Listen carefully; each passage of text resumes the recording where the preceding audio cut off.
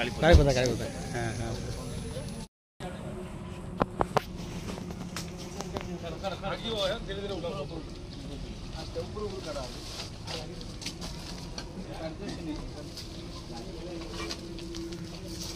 बालेश्वर अबकारी mobile squad पक्षर बस्ता बालियापाल विभिन्न स्थान में चढ़ाऊ विपुल परिमाण देशी विदेशी मद सह 3 महिला समेत 5 गिरफ। सूचना अनुसार दीर्घ दिन धरी बालियापाल थाना अंचल में देशी मदर बन्या चली बारंबार अभियोग हो आसुवा बेले प्रशासन नीरव द्रष्टा पालटि अभियोग हो आसुला। तेज आज सकाळ समय mobile team IIC Harihar Singh नेतृत्व में एसआई भवेश दास 8 जणिया टीम बालियापाल थाना अधीन बालियापाल बजार नारायणपुर जाम्भिराई अंचल में चढ़ाऊ कर विपुल परिमाण देशी और विदेशी मद जबत करने सहित घटन संपृक्त 3 महिला और 2 पुरुषों को गिरफ्त कर अबकारी विभाग।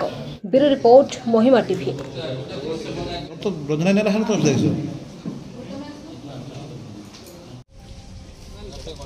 ओहो ये ना धड़ा जामा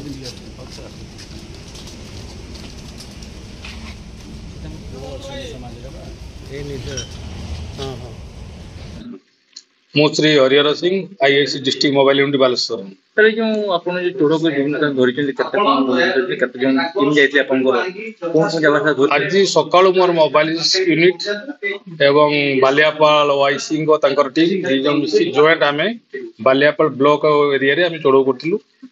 ई चोरौ टीम रे हमर प्राय 8-9 जन थिलु। चोरौ टीम रे सामिल थिलु। बालियापाल ब्लॉक मार्केट उपरे नारायणपुर जंभीराई कालियाखिया एमती विभिन्न एरिया रे आमे जबत चढ़ाऊ करी विपुल परिमाण देशी विदेशी मद जबत करिछु एवं ता सहित 6 जन को आमे अटक रखिछु एवं ताको पर अनुसंधान चलिछु।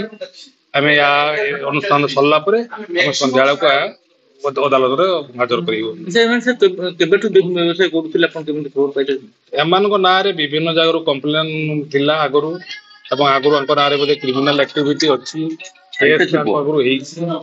तापरे आमे एबे तुरंत तांको देई पदक्षेप नेलु अटैक करछु तांको देइकरी आमे धरिछु। सर अनुमान केते टंकार मद हो जना अनुमानित प्राय 1.5 लाख टंकार मद होई समस्त। सर पुरुष केते महिला केते पुरुष 2 जन थी महिला 4 जन कटक रखा है।